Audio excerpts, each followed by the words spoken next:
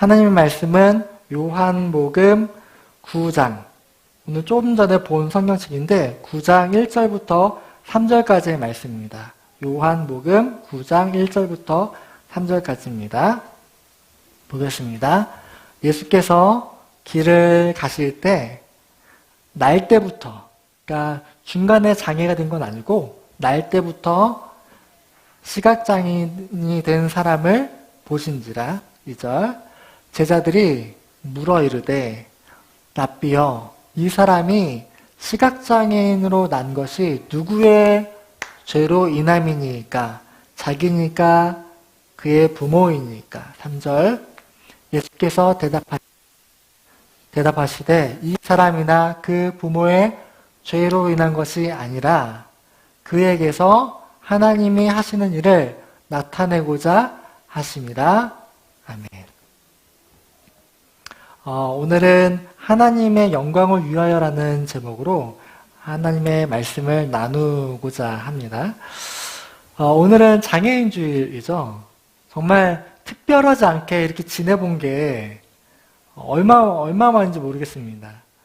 장애인과 함께 제가 해온 게 지금 이제 20년이 조금 넘은 것 같은데, 그때 대학생 때 우리들이 모여서 이야기했던 게 뭐냐면, 장애인의 날은 사라져야 된다. 장애인 날은 사라져야 된다. 그냥 장애인 날만 기억하기보다는 그냥 우리가 서로가 서로를 잘 이해하고 있으면 장애인의 날이 특별하게 필요 없다라는 말이죠. 우리가 서로를 특별하게 생각해야 되는 거는 장애인들을 소외시키고 있기 때문에 장애인의 날이 필요한 거지, 장애인의 날은 빨리 사라져야 된다라는 그런 대화를 나눴었습니다. 그런데 그 이후로 20년 동안의 장애인의 날 행사, 교회 안에서도 행사하다가 행사가 없는 장애인 주일은 오늘이 처음인 것 같아요. 행사 없이 그냥 서로가 서로를 아는 그런 관계 속에서 예배를 드리는 게 너무나도 제 마음속에 큰 기쁨이 있습니다. 그런데 예수님이 살아 계시던 시대 때에도 똑같은 궁금점이 있었습니다. 길을 가다가 한 시각장애인을 본 거예요. 근데 이 시각장애인은 날 때부터 장애인이었거든요. 중간에 장애를 입은 게 아니고 날 때부터. 그러니까 사람들이 궁금한 거죠. 제자들이 궁금한 거죠. 중간에 장애가 되면 이 개인의 문제거든요. 100%. 개인의 죄 때문에 장애가 죄로 인해서 생겼다라고 인정을 해요. 그런데 이 사람은 날 때부터 장애거든요. 그러면은 날 때부터 장애면은 개인의 죄가 있나요? 장애가? 없잖아요. 그러면 부모의 죄 때문인가? 죄가 이렇게 유전이 되나라는 궁금증이 생겨서 제자들이 먼저 예수님에게 물어본 겁니다. 그러니까 이 사람에 대해서, 이 시각장애인에 대해서 그 동네 가운데서 말이 많았던 거예요. 풀리지 않는 숙제였던 거죠. 그렇기 때문에 랍비어라고 선생님이여라고 부르면서 선생님이라면 답을 가지고 있겠지라는 생각으로 제자들이 예수님께 물어본 겁니다. 중간에 장애를 입으면 개인의 죄가 맞는데 날 때부터 장애면 개인의 죄는 아닌 것 같고 누구의 죄 때문입니까? 부모님입니까? 라고 물어보는 거죠. 연결된 사람은 부모님밖에 없으니까. 그렇게 물어봤는데 예수님께서 대답은 뭐라고 하셨냐면 죄 때문이 아니다. 하나님의 일하심을 나타내고자 원함이다 라는 대답을 해 주셨습니다. 좀 애매하죠. 하나님의 일하심을 나타낸다는 대답이었거든요.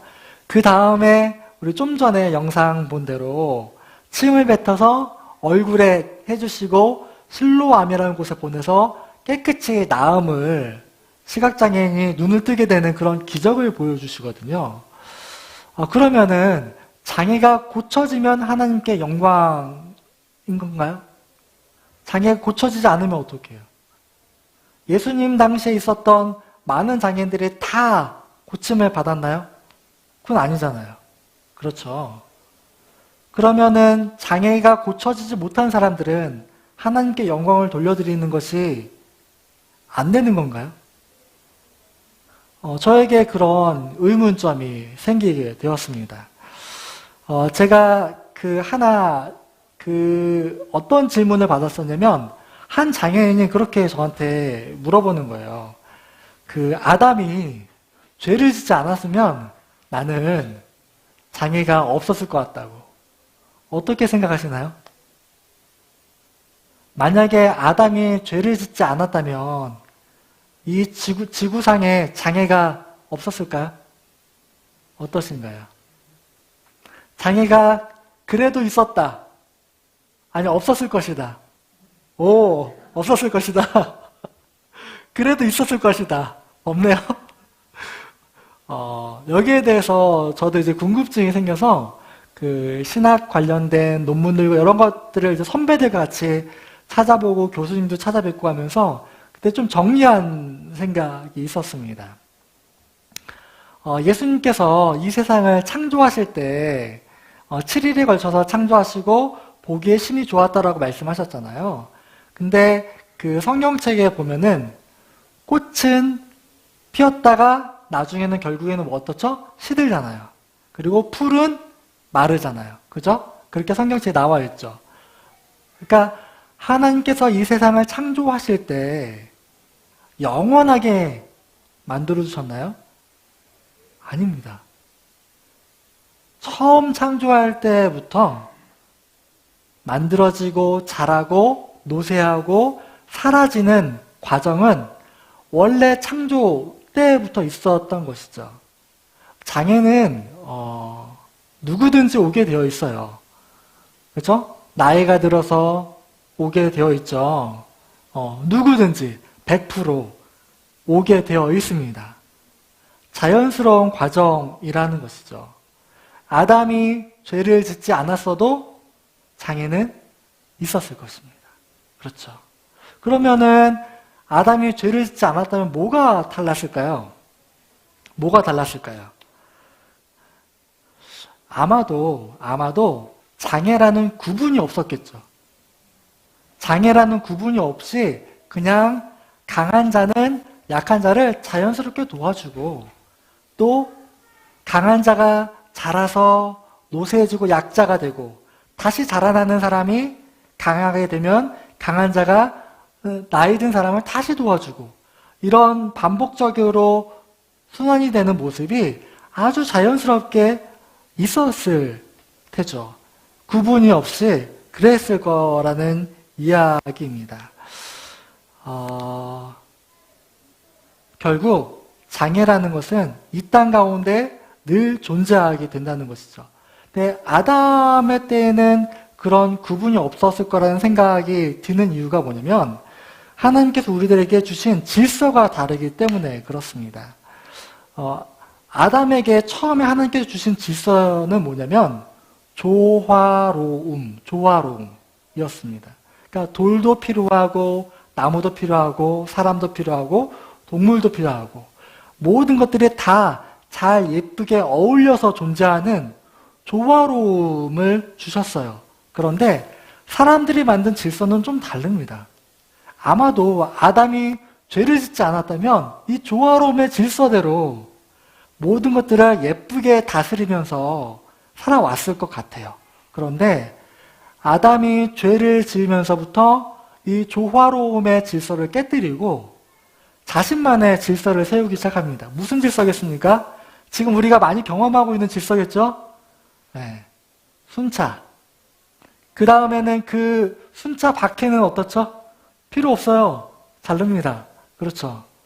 필요 없는 존재가 사람으로부터 만들어지게 된다라는 말이에요.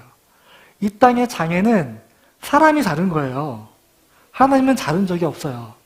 조화로움 그대로 두셨는데 사람이 자신의 계산대로 일하는 목적대로 줄을 세우다 보니까 그 아래는 자르게 된다라는 말입니다.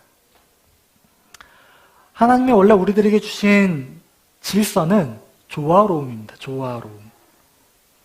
그런데 교회 안에서는 이런 조화로움의 질서가 지켜져야 돼요. 그렇죠. 교회 안에서만이라도. 하지만 제가 경험해온 많은 교회들은 조화로움의 질서가 사라집니다. 처음에는 이 조화로움의 질서가 잘 있어요. 지금 우리들의 모습처럼요.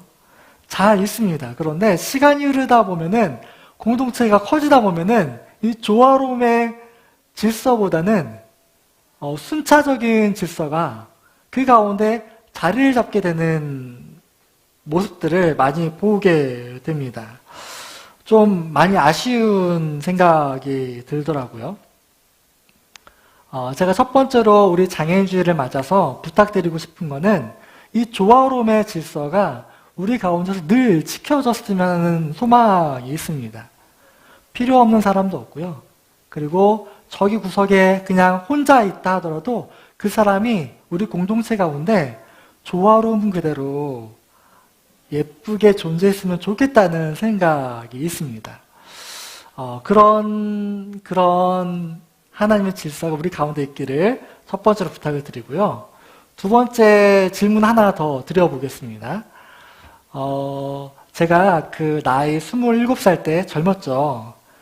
장애인 사역을 21살 때부터 시작을 했으니까 그때 신학교를 졸업하고 신대원 입학을 해서 미랄 선교단이라는 곳에 가입을 했어요. 그래서 대학생들을 가르치고 말씀을 전하고 인도하는 그 간사라는 직책을 맡았거든요. 그래서 대학교를 갔죠. 대학교를 갔는데 이제 장애인을 섬기는 동아리였어요. 그곳에서 이제 특수교육과 학생들이 좋은 마음을 가지고 특별한 일을 해보자 모였습니다. 토요일 날 장애아동 토요학교라는 걸 20년 전에 처음으로 열었어요. 지역에 있는 장애 아이들을 자기들이 배운 학교에서 배운 특수교육을 받은 그대로 아이들을 한번 가르쳐보고 싶다. 그래서 무료로 장애아동 토요학교를 열었습니다. 정말 놀랍죠. 20년 전에 그걸 열었으니까. 그리고 특수교육과 학생들이잖아요. 그러니까 지역의 소문이 빨라요. 그래서 부모님들이 신청을 해주셨는데 100명이 넘게 신청을 해주신 거예요. 동아리 사람의 수는 얼마? 30명 정도였거든요. 토요일 날 올 수 있는 학생 수는 10명 정도? 100명을 받으면 어떻게 될까요? 생각이 되시죠? 여러분들이라면 어떻게 하시겠습니까? 제가 간사 입장이라서 여기 공동체 가운데 좀 분란이 생긴 거예요. 다 받자.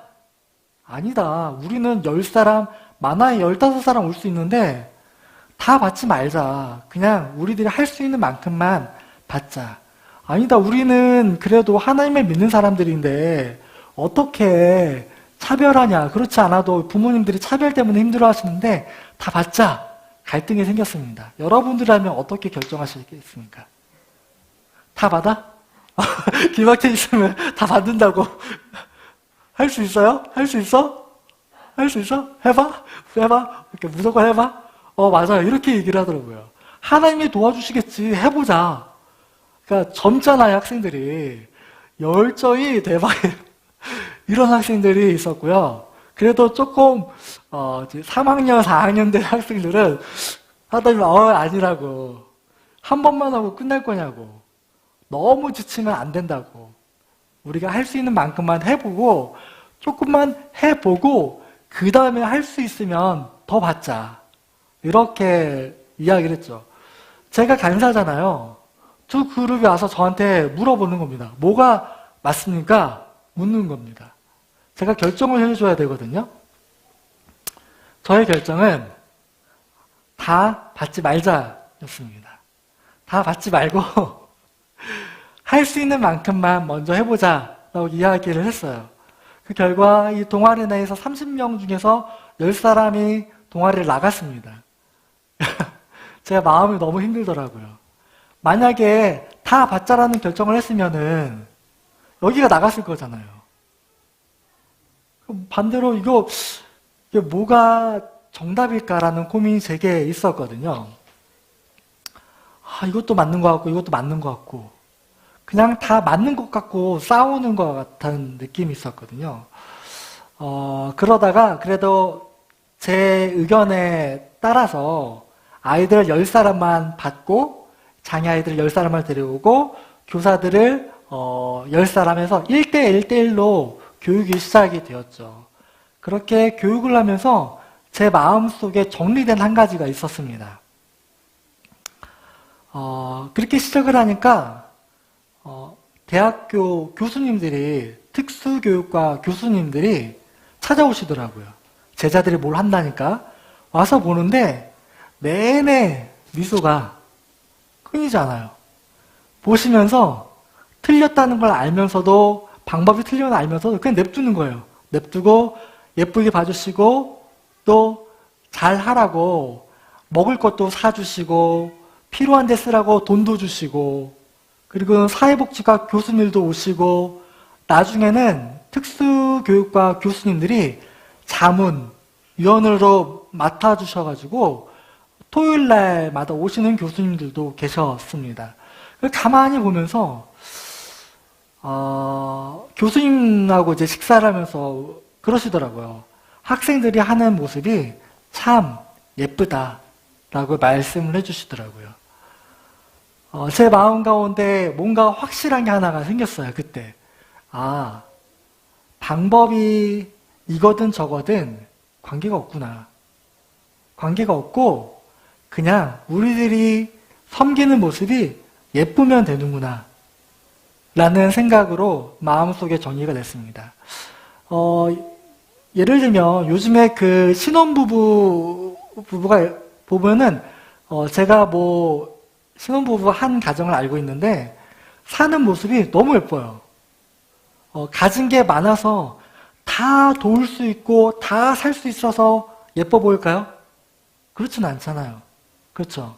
여러분들도 주변에 보면 예쁘게 살아가는 사람들 있잖아요. 그런 가정들이 있잖아요.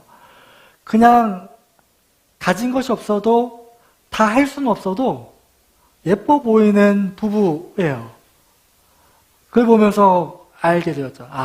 그렇구나. 우리들이 100명을 섬기던 10사람을 섬기던 1000명을 섬기던 다 섬길 수 있는 것, 할 수 있으면 섬기는 거고 그렇지 않으면 아닌 거고, 하지만 예쁘게 섬기면 되는구나라는 그런 생각을 해보게 되었습니다. 우리 교회는 앞으로 몇 사람을 섬기게 될까요? 모르는 일이죠. 누구 오는 대로 다 받을 수도 있고, 우리들의 공동체 내에서 회의를 해서 저 일은 우리가 도울 수가 없겠다 결정할 수도 있습니다. 하지만 우리들의 결정들이 예뻤으면 좋겠습니다. 그 예쁨의 기준은 제가 처음에 말씀드린 어떤 기준이라고요? 조화로움의 기준입니다. 조화로움의 기준대로 결정을 해 나간다면 우리들의 결정이 무슨 결정이든 정말 예뻐 보일 것 같다는 그런 생각을 가지고 있습니다. 장애인들을 섬겨오면서 제 마음 가운데 그런 생각이 있어요. 저도 이제 수화통역을 하면서 다니지만 시간적인 한계를 만날 때가 많이 있거든요. 농아인들이 한번 통역을 요청을 하면은 길어요. 생각보다 깁니다. 병원 가서 기다리고 약 받는 것까지 통역을 도와드려야 되거든요. 그러면은 한 3시간, 4시간은 그냥 이렇게 사용이 돼요. 근데 다른 농아인들도 요청을 하다 보면은 제 몸이 하나다 보니까 도와드리다 보면 제 개인 시간도 없고 공부할 시간도 없고 한계가 너무나 많이 있거든요. 거절하는 건 아니다라는 생각 때문에 계속 도와주면서 제 마음 가운데는 갈등이 있습니다. 내가 이렇게 계속하는 게 맞나? 제가 언젠가는 결국에는 거절하는 순간이 오게 되었는데 그 모습까지도 예뻐 보이면 되는 겁니다. 이 농아인들이 이해를 해주시더라고요. 제 어깨 아픈 것과 시간에 제한 있는 것과 바쁜 것들을 이해해 주시면서 나를 배려해 주시면서 신청을 해주시더라고요. 그 모습을 보면서 너무나도 감사함이 있었습니다. 함께하는 거죠. 이 장애인들은 따로 있는 게 아니고 나와 함께하는 사람들입니다. 그냥 함께하는 사람들입니다. 예쁜 모습으로 조화로움 그대로. 오늘 설교 제목이 하나님의 영광을 위하여라는 제목인데요. 우리들의 한 걸음 한 걸음 결정되어 있는 하나하나가 이 조화로움의 질서 그대로 아름답게 섬겨나가는 한 걸음이 되기를 소망하는 마음이 있습니다. 빠를 필요 없죠. 그죠? 빠를 필요 없고 또 다툴 필요도 없습니다. 그냥 조화로움의 질서 가운데서 누가 더 중요하냐가 문제가 되지도 않을 거고요. 이런 질서가 우리들 가운데 있기를 소망하는 마음이 있습니다. 이런 아름다운 기준이 있는 하늘 씨앗 교회가 되기를 주님의 이름으로 부탁드리겠습니다. 이 시간 다 같이 찬양 드릴 텐데요. 교회라는 찬양입니다. 많이 불렀던 찬양인데 가사를 생각하시면서 우리들의 교회가 하나님의 사랑으로 가득 차는 교회가 되기를 소망하는 마음으로 찬양 드리겠습니다.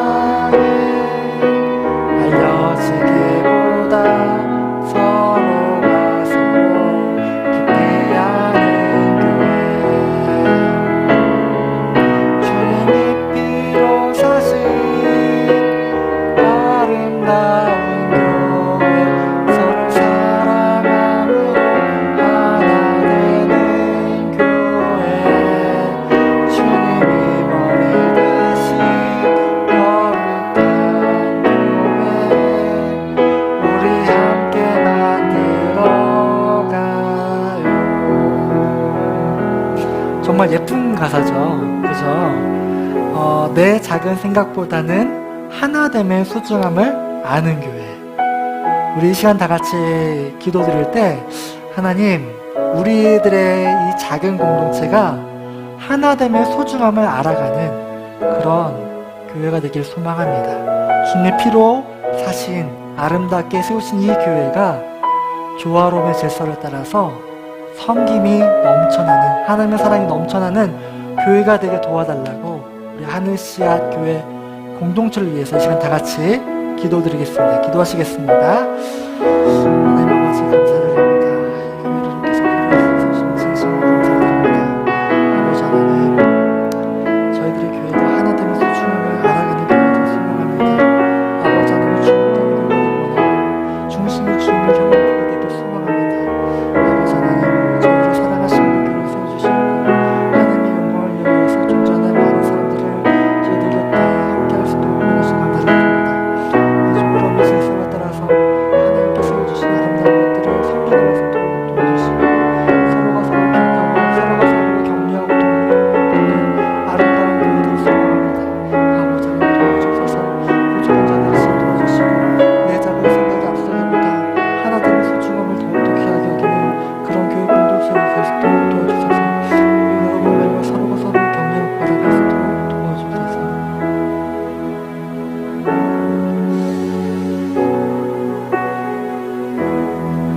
하나님 아버지에 감사를 드립니다. 오늘도 하나님의 질서를 따라서 우리들이 이 자리에 모였습니다. 하나님 아버지, 우리들에게 서로가 서로를 깊이 알아가고 이해하는 은혜가 있도록 도와주옵소서.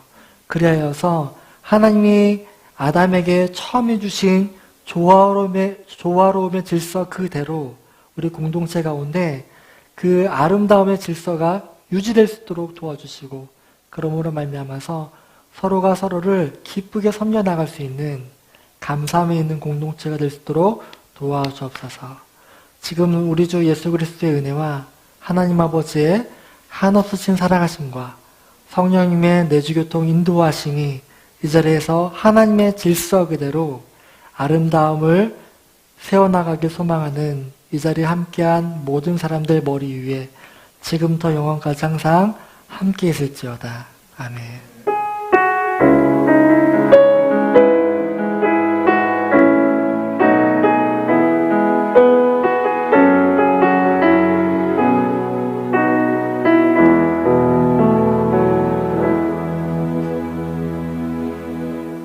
이상으로 4월 셋째 주 장애인주일 예배를 마치겠습니다. 모두 수고하셨습니다.